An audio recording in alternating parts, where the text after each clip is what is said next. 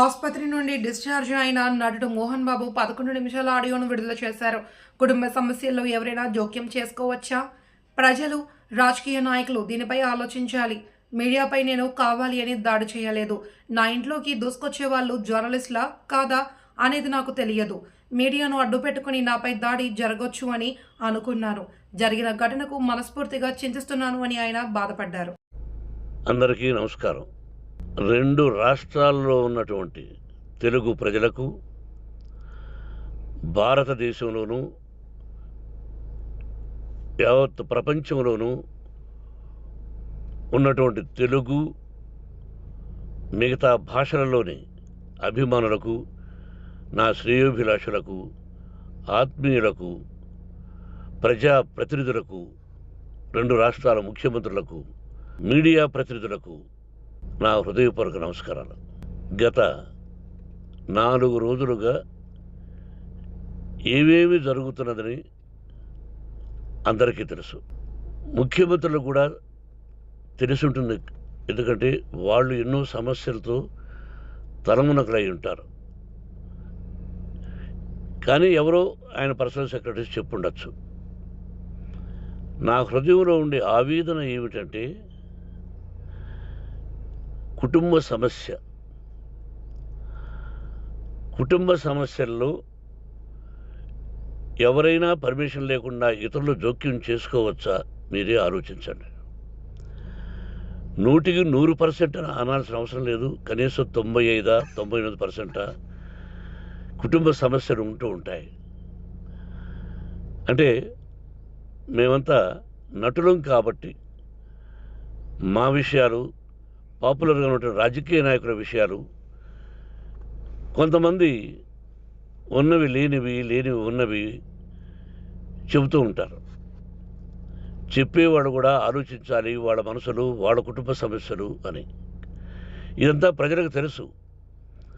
కానీ ఎందుకులే మన పనులు మనం చేసుకుందాం అని అందరూ సైలెంట్గా ఉన్నారు. ఇప్పుడు ప్రజలకు కూడా, కొంతమంది రాజకీయ నాయకులు కూడా ఆలోచించుకోవాల్సిన విషయం. విజువల్స్ చూడండి, టీవీల్లో వస్తున్నాయి, సోషల్ మీడియాలో వస్తుంది.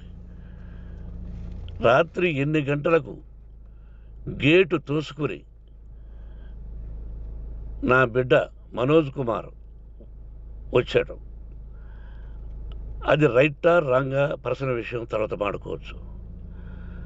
పత్రికాధిపతులు, అది పత్రికా సోదరులు 4 రోజుల నుంచి నా ఇంటి ముందు మనుషులను పెట్టుకుని, వ్యాన్లు పెట్టుకుని అలా ఉండడం ఎంతవరకు న్యాయం? నేను అప్పటికీ బయట పోతున్నప్పుడు చెప్పాను, అందరికీ నమస్కారం అయ్యా, మీకు కుటుంబ సభ్యులు ఉన్నారు, దయచేసి నా సమస్యను నేనే పరిష్కరించుకుంటాను నా బిడ్డలతో, దీన్ని చిలవలు పలవలు చేయొద్దండి, దయచేసి నన్ను గౌరవించండి, నేను ప్రజలకు ఏం చేస్తున్నాను ఒక విద్య ద్వారా అనేది మీకు తెలుసు. నటుడిగా మీ అందరికీ తెలుసు. ఒక రాజ్యసభ సభ్యుడిగా మీకు తెలుసు. ఎంత క్లీన్ చిట్టుతో వచ్చానో రాజ్యసభ సభ్యుడిగా.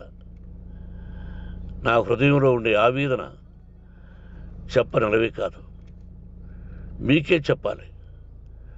ఈ రోజున ఈ మీడియా సోదరులు ఎంత కల్పితాలు, ఎంత నెగటివిటీ నన్ను గురించి చెప్తున్నారో మీ అందరికీ తెలుసు. దానికి నేను బాధపడడం లేదు.